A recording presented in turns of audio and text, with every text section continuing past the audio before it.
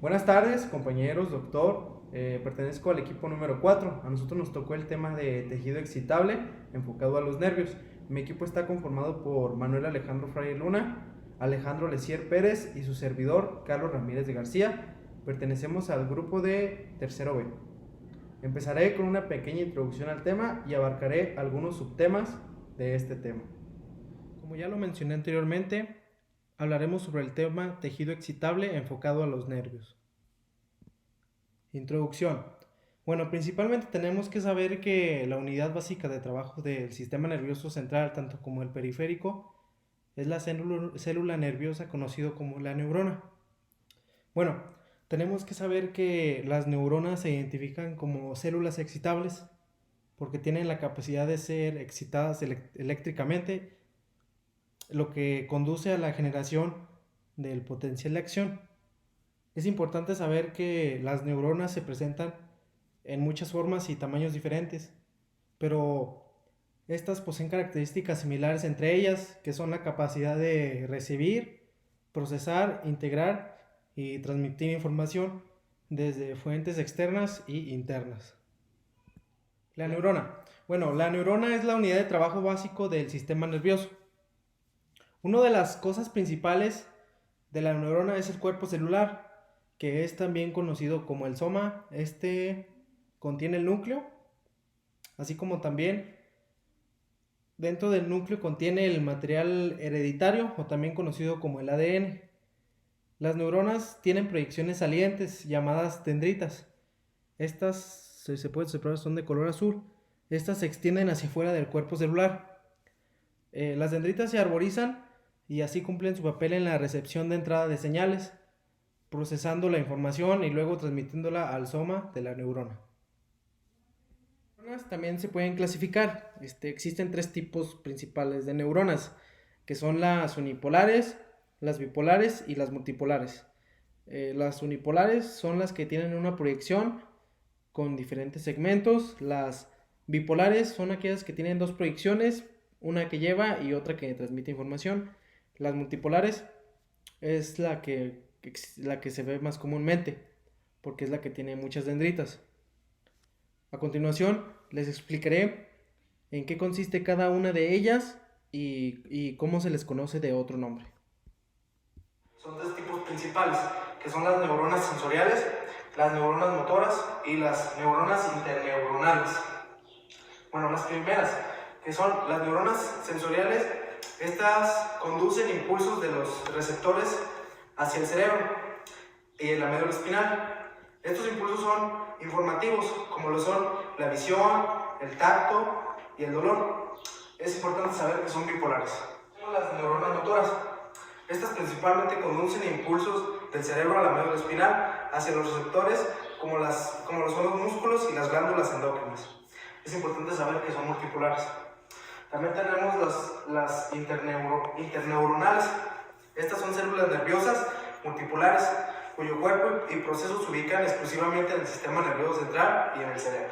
Un dato importante que debemos de saber sobre las neuronas es que las neuronas poseen características similares.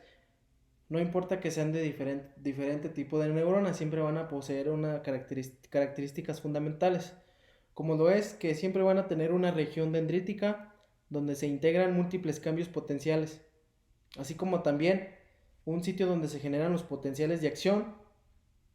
También realizan un proceso axonal que transmite los impulsos propagados a las terminaciones nerviosas, así como también cuentan con terminaciones nerviosas, que esto va a ayudar a que el potencial de acción cause la liberación de transmisiones sinápticas.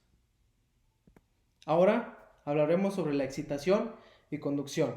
Bueno, un punto importante que tenemos que saber es que las neuronas responden a estímulos eléctricos, químicos o mecánicos, esto con el fin de producir potenciales, se le puede conocer como potenciales locos. ¿A qué me refiero con potenciales locos? A que no son propagados. Estos reflejan cambios en la conducción de iones. Esto es muy importante saberlo, porque cuando, cuando estos reflejan cambios en la conducción de iones, esto ocurre a través de la membrana celular. Estos también son conocidos como el potencial sináptico o generador o electrónico. Estos potenciales son respuestas eléctricas primarias de las neuronas. Son la principal forma de comunicación dentro del sistema nervioso. Un dato curioso es que las neuronas se miden en milisegundos y los cambios de potencial son pequeños con valores de milivolt.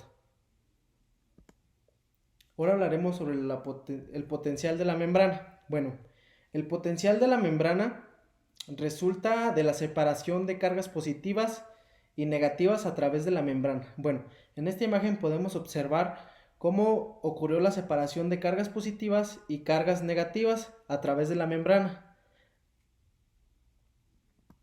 Ahora hablaremos sobre el potencial de la membrana en reposo. Bueno, este representa una situación de equilibrio en el cual la fuerza impulsora de los iones permeantes de la membrana a favor de los gradientes de concentración a través de la membrana es igual y opuesta a la fuerza de la matriz de estos iones a favor de sus gradientes eléctricos. Ahora mi compañero Fraire pasará a explicarles otros datos importantes sobre este tema. Muchas gracias. Hola, yo soy Manuel Alejandro Freire Luna y les voy a platicar lo que es potencial de acción y otros temas que les platicaré a continuación. De potenciales de acción. La intensidad de potenciales de acción estimulante se llama umbral de intensidad y varía con la duración del estímulo. Un estímulo débil necesita una larga duración y un estímulo fuerte se logra con una corta duración. El potencial de acción es todo o nada en carácter, es decir, no se produce potencial de acción si el estímulo es inferior en magnitud al umbral y el potencial de acción tiene una amplitud y forma constante a cualquier intensidad del estímulo por encima de la intensidad del umbral. Potenciales electrotónicos, respuesta local y nivel de disparo.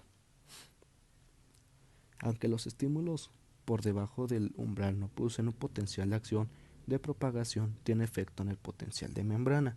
La aplicación de estímulos subumbrales de duración fija conduce a un cambio de potencial despolarizante localizado que se eleva de forma brusca y decae exponencialmente con el tiempo. La magnitud de esta respuesta decae de modo rápido a medida que la distancia entre el electrodo estimulante y el registro aumenta. Por el contrario, una corriente anódica produce un cambio de potencia hiperpolarizante de duración similar.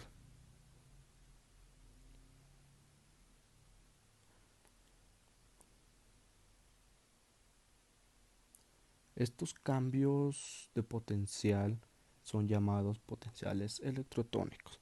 Finalmente, a los 7 a 15 milivoltios de despolarización se alcanza el potencial de umbral y se produce un potencial de acción, como podemos ver aquí, que el potencial es de menos 55 milivoltios. Periodos refractarios. Durante el potencial de acción, así como durante los potenciales electrotónicos y la respuesta local, el umbral de la neurona a los cambios de estimulación cambia. El periodo refractario se divide en refractario absoluto, como podemos ver, de color verde, desde el instante que alcanza el nivel de disparo hasta que la repolarización se completa en aproximadamente una tercera parte, y refractario relativo, que dura desde el instante hasta el inicio de la despolarización posterior. Aquí podemos ver lo que sería el refractario relativo de color azul. Conducción de potencial de acción. La membrana de la célula nerviosa en reposo está polarizada en cargas positivas alineadas a lo largo del exterior de la membrana y cargas negativas a lo largo del interior, a lo cual esto se le llama sumidero de corriente. Las cargas positivas de membrana delante y detrás del flujo de potencia de acción influyen dentro de las áreas de negatividad representadas por el potencial de acción. Este flujo reduce la polaridad de la membrana por delante del potencial de acción extrayendo las cargas positivas. Los canales de sodio regulados por voltaje están altamente concentradas en los nodos de Rambier y el segmento inicial de las neuronas mielinizadas.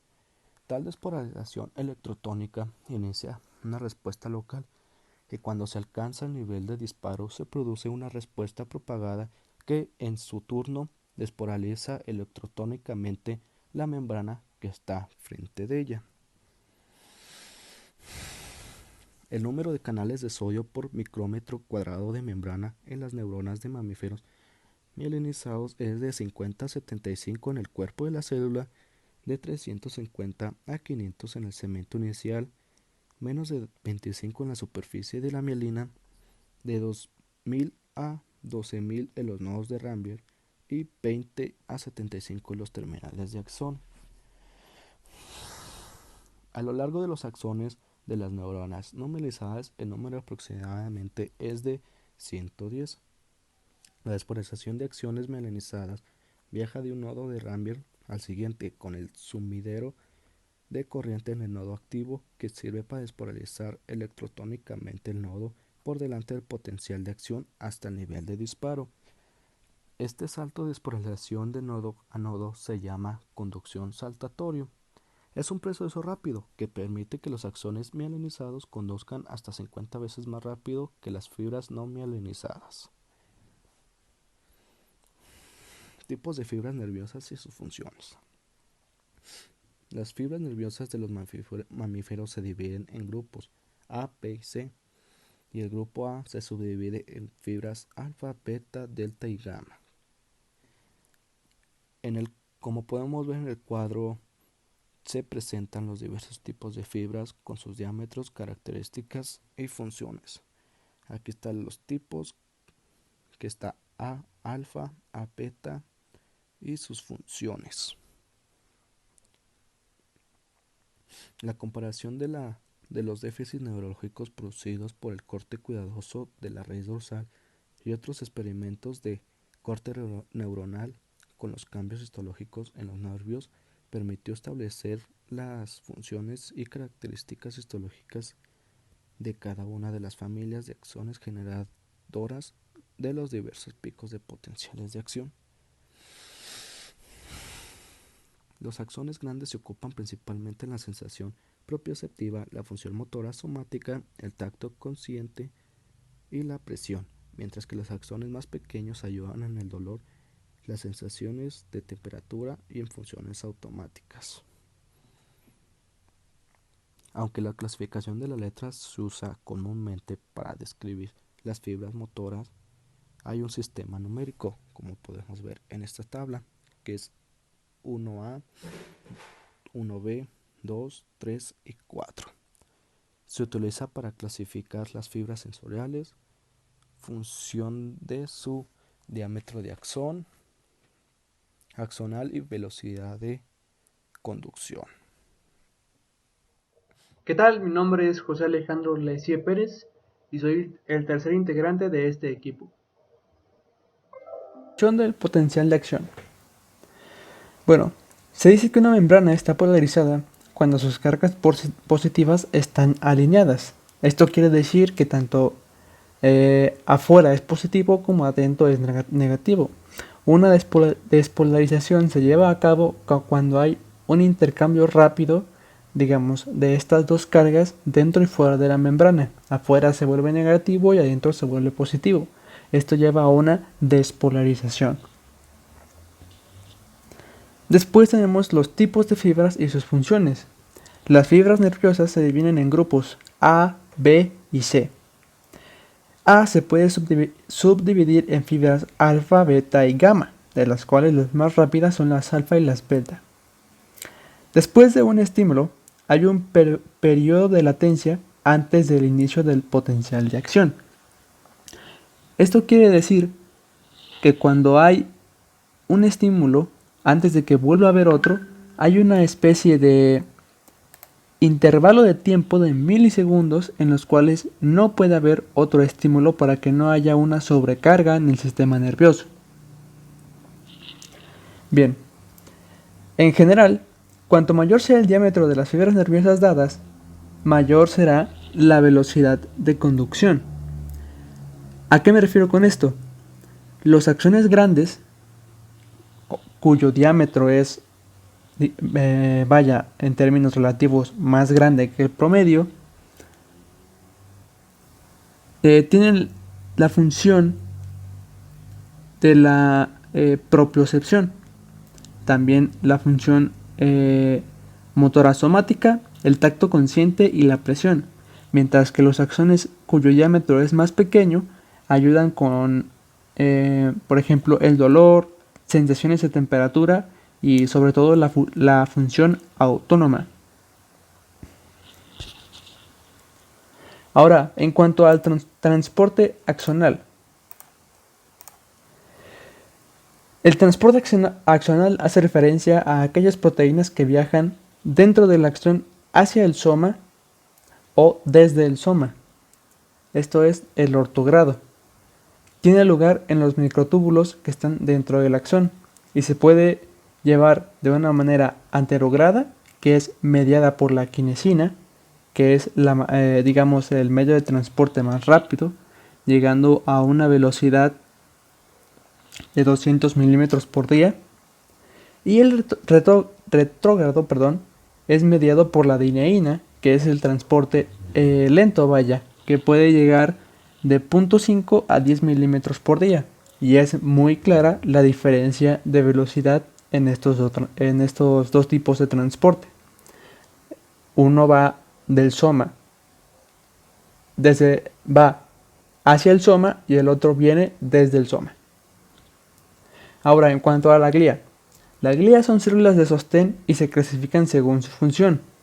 Por ejemplo, tenemos a la microglía, que son parte del sistema inmunológico semejantes a los macrófagos. Quiere decir que cuando una célula nerviosa muere, estas se encargan de fagocitarla y así evitar, digamos, un tipo de infección o que algún tipo de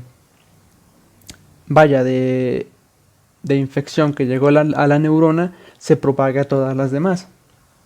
Que cabe señalar que el sistema nervioso, por ejemplo, con la rabia, el virus viaja de manera anterograda, por ejemplo, desde donde fue la mordida hacia las células nerviosas.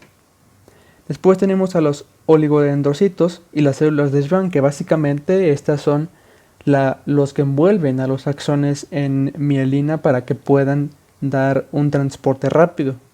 Pero la diferencia radica en que los oligodendrocitos, digamos, pueden envolver a varios axones. Como un pulpo que tiene varias extremidades puede envolver varios axones, mientras que las células de Schwann, solo pueden envolver a un axón. Es la única diferencia, pero ambas tienen la misma función. En tanto, los astrocitos envían proyecciones a los vasos sanguíneos donde hacen uniones estrechas para formar la barrera hematoencefálica. También la proyección que va hacia el endotelio se llama pie terminal, y la barrera hematoencefálica está formada por el vaso sanguíneo, el pie terminal que viene desde el astrocito y el endotelio. Esto evita que tanto fármacos como bacterias y virus entren, digamos, con puerta abierta hacia el sistema nervioso central, ya que es como una red de 3 puertas en las cuales tiene que poder pasar. Por eso la rabia va desde, digamos, se infiltra en el axón y evita esta barrera. Después de ahí tenemos a las neurotrofinas, que estas son necesarias para la supervivencia y el crecimiento de las neuronas, que son producidas por los astrocitos. Estas proteínas forman la producción de proteínas asociadas con el desarrollo y el crecimiento y sobre todo la supervivencia neuronal, porque recordemos que las neuronas, aunque también son células, son menos capaces de producir la cantidad de glucosa necesaria en ausencia de oxígeno. a diferencia de casi cualquier otra célula del cuerpo. Aunque estas ayuden a fomentar el crecimiento y el desarrollo, no quiere decir que las células nerviosas se regeneren. Sí lo hacen, pero como lo hacen tan lento, se considera que no se regeneran, ya que tardan de 3 a 5 meses en regenerarse la célula nerviosa que se perdió. Por mi parte, eso sería todo.